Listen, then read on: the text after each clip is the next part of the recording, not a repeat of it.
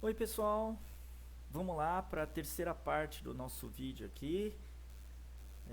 O assunto aí ainda são as progressões aritméticas, né? Aulas 14 e 15. Nessa terceira parte eu vou resolver para vocês o exercício 3 aí do material, beleza? Que está na página 148 aí da sua... Desculpa, página 150 aí da sua apostila, beleza? Então vamos lá, olha só. Questão da Estadual de Goiás aí, mais de 2016. No primeiro semestre de 2015, a empresa Aço Firme fabricou 28 mil chapas metálicas em janeiro. Em fevereiro, sua produção começou a cair como uma progressão aritmética decrescente. O que é uma progressão aritmética decrescente? Que eu não falei lá no primeiro vídeo, deixei para depois, né? Primeiro a gente treinou, vamos agora dar nomes a alguns tipos de progressões aritméticas. Decrescente é aquela em que a razão é negativa. Aí o próprio nome diz, decrescente. Cada termo é menor que o anterior, vai diminuindo, né? Então, uma PA decrescente, né? Ou seja, a razão é negativa, de forma que em julho a sua produção foi de 8.800 chapas. Né? Nessas condições, a produção da empresa nos meses de maio e junho totalizou... Então, olha só. Primeiro passo, já que ele disse que é uma PA, vamos escrever aí essa PA, né? Ó. Então, o primeiro termo é 28 mil, que corresponde à produção em janeiro. Então, mês 1, a produção foi de 28 mil, né? Aí tem a produção no mês 2, o A2, o A3, A4, A5, A6, até o A7. Notem que julho é o mês 7, portanto é o A7, né? Se janeiro é o mês 1, é o A1, então julho, que é o mês 7, é o A7. Tá aí. Então essa é a PA em questão. E aí o que a gente quer saber, a produção da empresa nos meses de maio e junho totalizou quanto? Ou seja, eu quero calcular o A5 e o A6. E aí, tendo o A5 e o A6, eu somo, né, totalizou, eu vou conseguir responder. Opa, desculpa. Bom, para isso, qual que vai ser a estratégia? Olha só, primeiro, vamos usar a fórmula do termo geral para a gente achar a razão. Já que a gente tem o primeiro e o último, então vou usar o termo geral. O que nós já sabemos? Que o A7 é o A1 mais 6 razões. Tudo bem? Né? Esse termo aqui, ó, é o primeiro andando 1, 2, 3, 4, 5, 6 posições para frente. Né? Aquela famosa lógica do prédio, né? Você está no primeiro andar do prédio, quer chegar lá no 7º andar, partindo do primeiro, você tem que subir 6 andares. Né? Você está no primeiro termo, quer chegar no 7º termo, você tem que andar 6 posições para frente. Opa, no meu vídeo para cá, né? 6 posições aí para frente, beleza?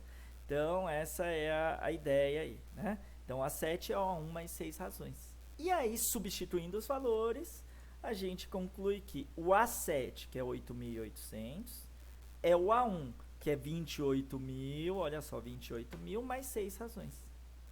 E aí, na incógnita R, é uma equaçãozinha do primeiro grau, isolo R aí, né? A gente tem que 6R é igual a 8.800 menos 28 mil, dá menos 19.200.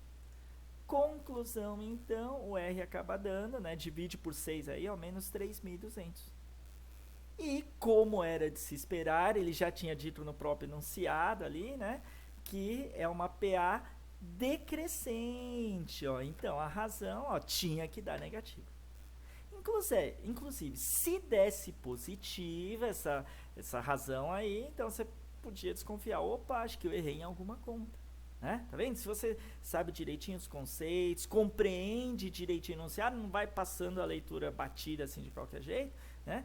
Você consegue até identificar possíveis erros aí, né? Bom, e aí o que a gente vai fazer agora? Agora que a gente tem a razão, a gente calcula o quinto termo e o sexto. Porque se eu tenho o primeiro termo e se eu tenho a razão, com o termo geral eu consigo achar qualquer termo, né? Então, essa é uma ideia quando a gente está enfrentando exercícios de progressões aritméticas. A gente, a princípio, briga para achar o A1 e a razão.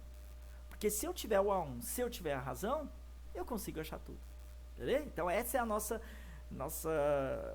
nosso objetivo, né? Nossa ideia, né? O que a gente vai estar procurando sempre encontrar. Tá aí, né?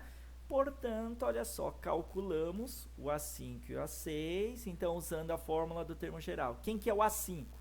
É A1 mais 4 razões, né? Termo geral, você está no primeiro andar do prédio, quer chegar no quinto? Sobe 4 andares. E aí, portanto, substituindo, o A5 é 28.800, que é o A1, mais 4 vezes a razão, que deu esse menos 3.200, né? E aí, efetuando essa conta aí, ó, o A5 dá 15.200. Faz a continha aí no rascunho e tal, você chega a essa conclusão.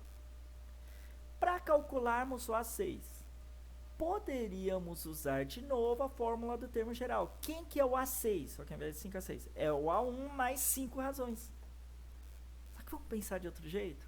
Outra estratégia, ó, se você domina bem os conceitos, você pode, ó, pá, ganhar tempo, né? Então, você vai ganhar tempo aqui, ó, lembrando que o sexto termo é o seguinte do quinto, ó, tá aqui o quinto. Então, quem que é o sexto termo? Ó, partindo do quinto, é só somar a razão, né? Conclusão, então, usando essa lógica, o A6 é o A5 mais a razão. Portanto, olha só, o A6 vai ser 15.200, que é o A5, mais a razão, que é menos 3.200, ó, né? 15.200 mais a razão. E 15.200 mais menos 3.200, isso nos leva a 12.000, né? Conclusão, então... Opa, esse item 2 é o terceiro item, né? Só copiei, colei aqui, mudei. Mas enfim, né? Deu para entender, né? Terceiro e último item.